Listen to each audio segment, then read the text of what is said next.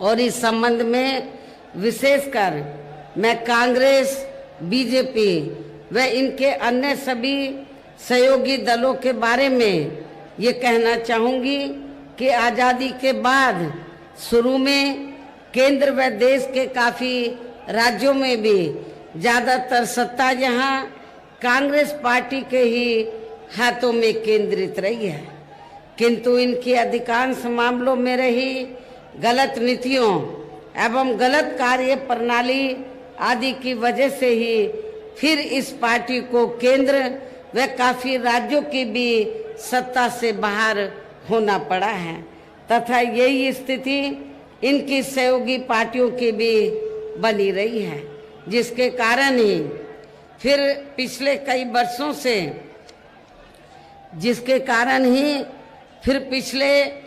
वर्षों से भारतीय जनता पार्टी व इनके सहयोगी दल केंद्र एवं काफ़ी राज्यों की भी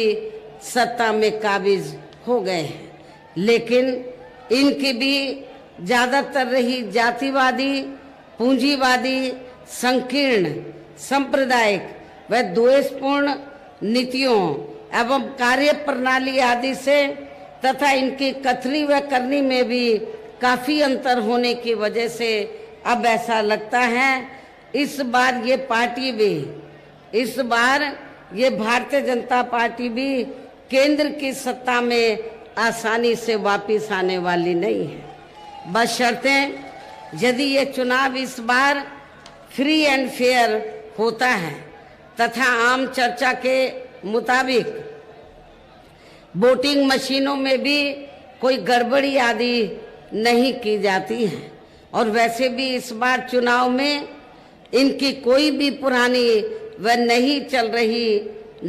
रही नाटकबाजी, किस्म किस्म की नए ये नाटकबाजी करते रहते हैं, नई चल रही नाटकबाजी, जुमलेबाजी व गारंटी आदि काम में आने वाली नहीं है, क्योंकि अब देश की जनता काफ़ी हद तक इस बात को समझ चुकी है कि इनकी पार्टी ने अब तक देश के विशेषकर गरीबों, कमजोर तबकों,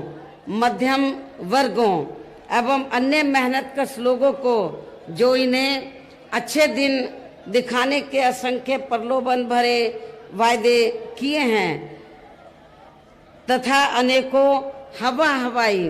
व कागजी गारंटी भी दी है, तो उनका जमीनी हकीकत में अभी तक भी इन्होंने लगभग 1/4 हिस्सा भी कार्य पूरा नहीं किया है। आप लोगों को मालूम है, जब पिछली बार लोकसभा का आम चुनाव हुआ था और उससे पहले भी लोकसभा के हुए आम चुनाव में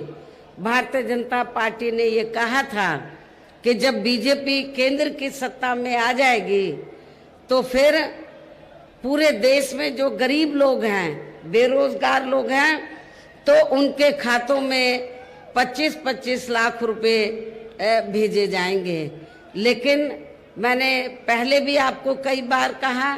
आज फिर मैं आपको बता देना चाहती हूँ, तो बीजेपी की सरकार ने, आप जितने लोग इधर बैठे या खड़े हैं, आप बताओ कितने गरीब और मजदूरों के खाते में 1 लाख भी रुपया आया है? मैं समझती हूँ 1 लाख रुपया नहीं आया है। और अब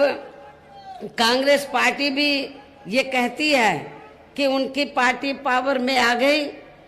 तो महिलाओं को 1 लाख रुपया दिया जाएगा हर साल। लेकिन जहाँ जहाँ कांग्रेस पार्टी पावर में है या बीजेपी से पहले कांग्रेस पार्टी भी पावर में रही, सेंटर और राज्यों में, आपके यूपी में भी रही, तो बताओ कितनी महिलाओं को उन्होंने 1 भी रुपया दिया है? केवल चुनाव के समय वो बढ़िया हवाई वादे करते हैं, आपको गुमराह करते हैं वायदों की आड़ में। लेकिन आप लोगों को बहुत ही ज़्यादा सावधान रहना है। जब ये पावर में आ जाते, सत्ता में आ जाते हैं, तो ये उसके ऊपर ईमानदारी निष्ठा से अमल नहीं करते हैं। बीजेपी ने भी सत्ता में आने के बाद जो भी चुनाव के दौरान उन्होंने वायदे किए थे, तो उसका इन्होंने लगभग 1/4 हिस्सा भी कार्य पूरा नहीं किया है, बल्कि